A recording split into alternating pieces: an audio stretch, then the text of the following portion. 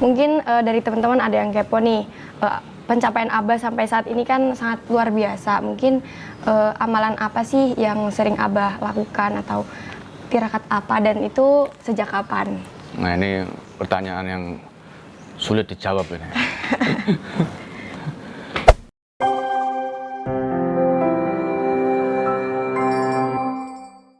Assalamualaikum warahmatullahi wabarakatuh. Hai, apa kabar semuanya teman-teman di rumah? Semoga sehat selalu ya. Oke, perkenalkan di sini saya Qurratun Ainulandari. Saya mendapatkan kesempatan yang sangat luar biasa karena di sini saya ditemani oleh beliau, Profesor Dr. Kiai Haji Imam Taufik MAG. Oke, di sini kita ingin berbincang-bincang sedikit ya mengenai tirakat. Oke, sebelumnya kita perkenalan dulu. Beliau adalah pengasuh Pondok Pesantren Darul Falah Besongo, biasa disapa dengan Abah Imam. Assalamualaikum Abah. Waalaikumsalam warahmatullahi wabarakatuh. Gimana kabarnya Abah? Alhamdulillah, sehat. Alhamdulillah, sehat baik ya. Ya, sehat semua.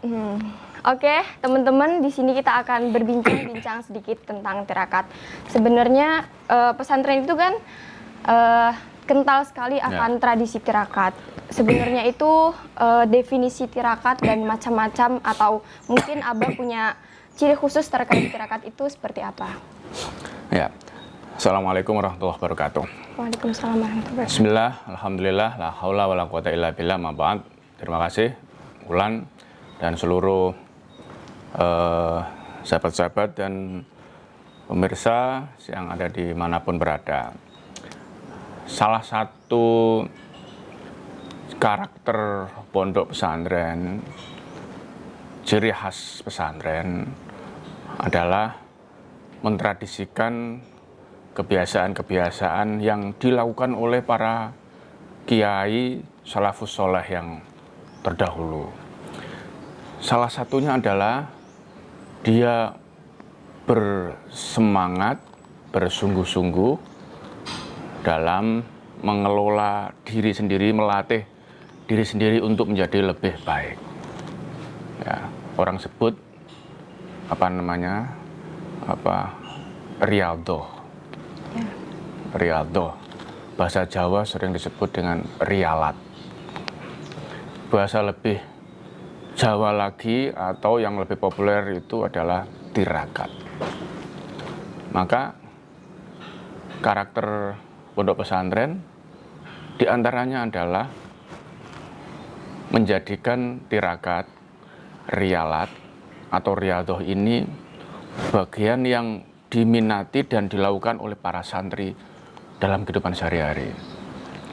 Jadi pondok kalau santrinya, tradisinya, bahkan kiainya tidak melakukan rialat, tirakat, maka sebetulnya kualitas bobot kepesantrenannya harus ditingkatkan. Karena pesantren itu satu wadah, ya, tempat belajar, tempat nyantri anak-anak yang hebat-hebat, yang soleh dan solehah, yang salah satunya dibiasakan untuk melatih dirinya untuk menjadi lebih baik. Nah, tirakat itu, ya, sekali lagi, tirakat, rialat, riyadhah itu hampir punya meaning yang sama, hanya beda bahasa. Nah, riyadhah itu artinya adalah kesungguh-sungguhan, keseriusan, dan kemampuan seseorang untuk menjadikan dirinya terlatih menjadi lebih baik. Sungguh-sungguh melakukan apa saja. Sungguh belajar, ngajinya temenan, ibadahnya juga tidak teledor dan bahkan lebih ditingkatkan. Bahkan ditambahi dengan wiridan, ya kan, bacaan-bacaan yang itu menjadi gaya pesantren. Orang di pondok biasa terlatih misalnya setelah selesai sholat wajib jamaah, sholat 5 waktu misalnya, tidak langsung melayu, tidak langsung lamcing, salam pelencing, tidak langsung pergi, tapi duduk sebentar, baca wiridan. Nah, itu secara sederhana menurut saya, wiridan. Kemudian baca-baca kalimat thayyibah. Astaghfirullahaladzim, alladzi la ilaha illa huwal hayyul qayyum wa atubu ilaih. Banyak terus sampai selesai, sampai zikir, sampai berdoa. Itu yang biasa, formula paling ringan salah satunya itu. Itu kalau tidak dilatih dengan niatan, ya, dengan keinginan sungguh-sungguh, dengan karep yang maksimal, nggak mungkin terjadi duduk sebentar itu. Misalnya, bentuk riyadhah sekali lagi mengelola diri sendiri untuk mampu menjadi lebih baik. Dalam konteks belajar misalnya, anak-anak pondok itu, ya, anak-anak santri itu, anak-anak yang sungguh sangat beruntung diberi kesempatan untuk mengeksplor dirinya di pondok pesantren. Kemandiriannya luar biasa. Orang tua, mohon maaf, nyaris secara totalitas pasrah kepada pesantren itu dan kiainya agar anak-anaknya terdidik dengan baik dan menjadi anak yang soleh-solehah. Tapi sebetulnya di balik itu, kemandirian, kedirian atau mengelola diri sendiri oleh para santri itu menjadi karakter pesantren. Nah, tempat yang digunakan paling tepat untuk melatih diri atas kemandirian itu ya pesantren.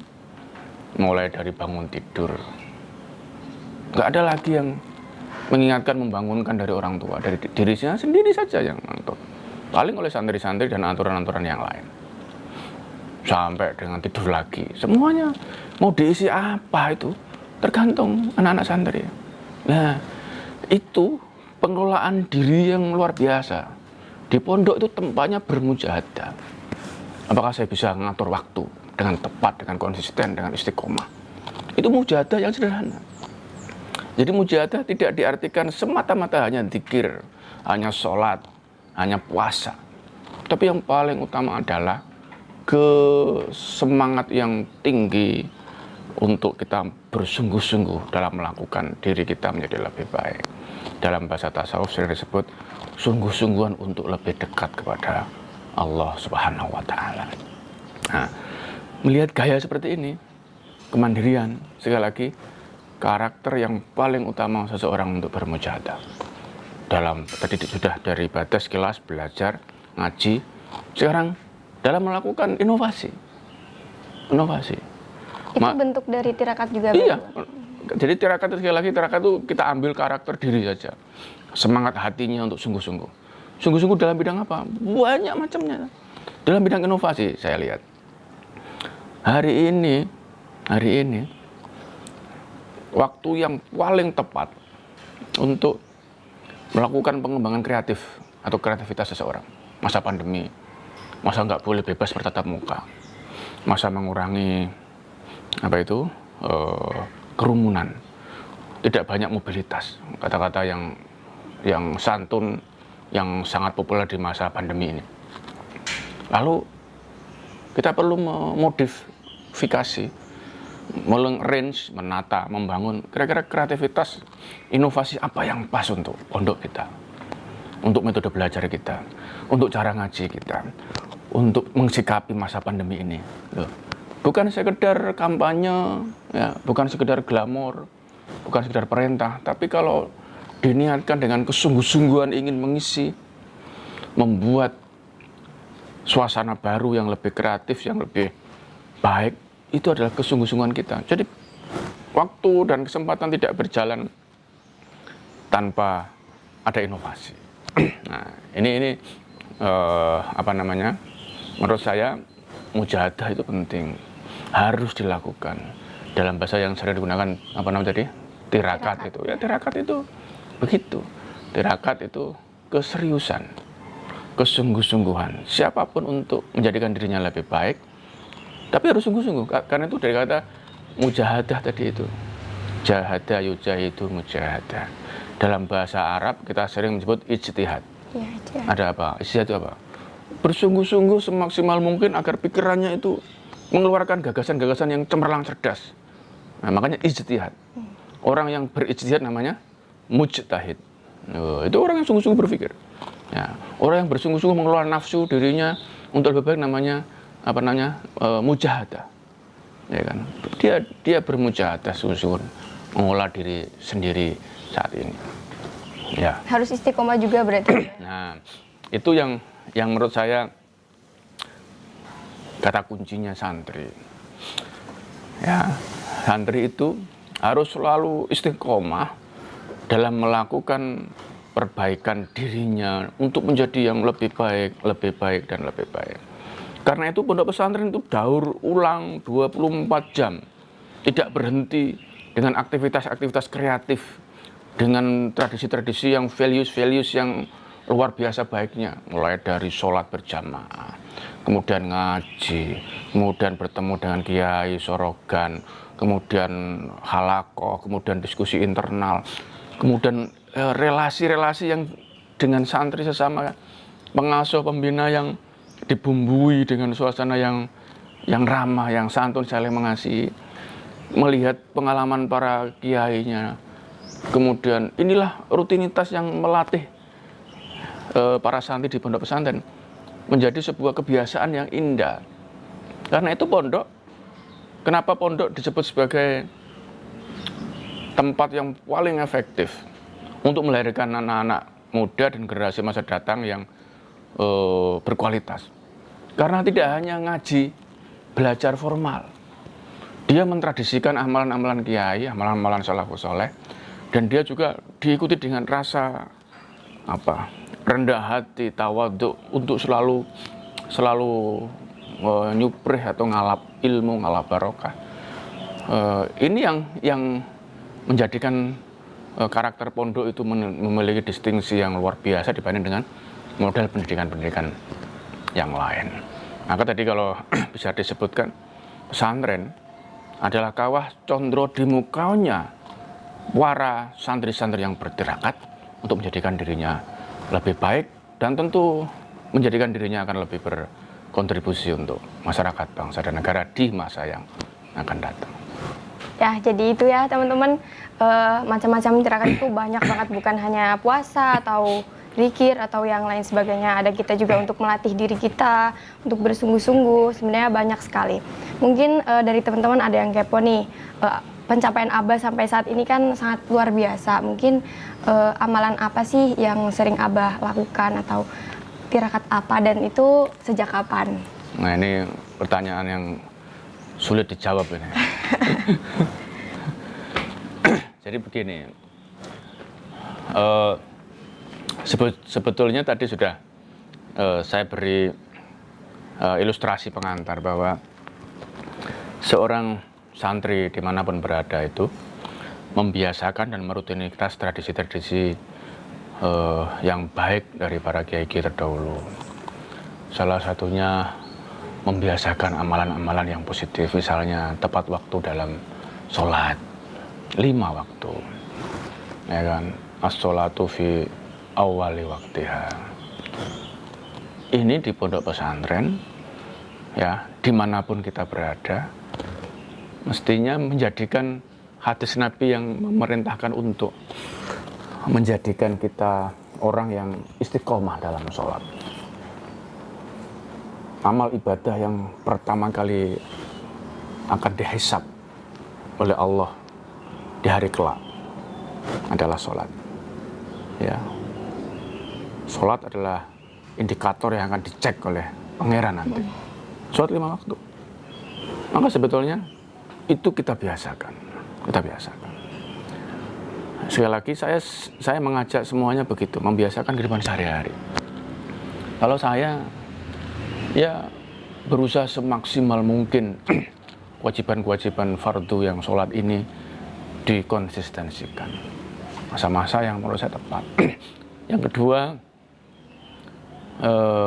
sholat sunat yang sangat memungkinkan untuk kita lakukan. Banyak sholat sunat digelar oleh Allah Subhanahu wa Ta'ala agar manusia meningkatkan kapasitas ta'abudnya, ibadah kepada Allah. Ibadah atau sholat sunat itu. Salah satunya membiasakan sholat duha. Sholat duha itu di antara apa itu sholat sunat yang menurut saya kelihatannya sederhana, remeh, dan gampang dilakukan. Karena waktunya pagi hari, ya kan? Jam 6 itu sudah bisa sholat duha untuk waktu Indonesia Barat. Sampai nanti di tengah-tengah menjelang matahari sudah di puncak atau menjelang duhur, masih bisa sholat duha. Meskipun tepatnya ya pagi-pagi jam 8 sampai jam 9-10 itu. Itu kan sederhana. Kita sudah nganggur. Para santri sudah pagi sudah ngaji sampai jam 7. Mandi-mandi sebentar, duduk sebentar, makan, sarapan kalau ada yang dimakan. Terus kemudian sholat. Itu dibiasakan. Sunan. Kalau tadi Wulan tanya apa aktivitas yang saya lakukan, salah satunya tadi saya sampaikan 2 itu. Ya, tepat waktu, istiqomah, dan yang kedua sholat duha, mendawamkan itu. Masya Allah. Sesibuk apapun, sesulit apapun waktu kan kondisimu, jangan pernah meninggalkan sholat duha. Sholat yang membuka segala macam pintu keberkahan. Sholat yang memberikan jalan, diberi mudah berkah dari Allah. Ridha Allah akan turun salah satunya melalui sholat duha. Bahkan orang yang supek atau yang sulit untuk mencari ilmu, sulit berpikir, sholat duha diberi kemudahan, gampang. Bahkan orang-orang tua yang pekerjaannya agak belepotan, diberi rezeki dengan gampang melalui sholat duha. Allahumma ingkana rizki fis sama. Kan doanya begitu. Iya. Ya Allah, jika ada rezeki di langit, fa'anzilu. Jika ada di bumi, fil ardi fa'ahrizu. Kan luar biasa. Fa'ingkana bu'idan, jika rezeki barokah, manfaat itu jauh, faqarribu, dekatkanlah. Jika ada sesuatu yang haram misalnya, fa'ingkana haraman, sucikanlah, watahhir. Jika sulit, berat, melakukan apa saja, fa'ingkana mu'siron, fayassir, mudahkanlah ya Allah. Intinya doa-doa itu doa yang menurut saya sapu jagat kedua setelah Rabbana atina fid dunya hasanah. Doanya sudah mencakup semuanya. Sudah lengkap. Ya, kalau formula itu formula komplit, paket hemat komplit itu sholat duha. Nah, itu dibiasakan. Kebiasaan itu sesulit apapun waktu membaginya. Duduk sebentar, berdiri takbiratul ihram, Allahu Akbar. 4 rakaat. Udah keren sekali membiasakan 4 rakaat. Nggak bisa 2 rakaat. Nggak bisa 2 rakaat, berapa rakaat? Ya sudah 2 rakaat.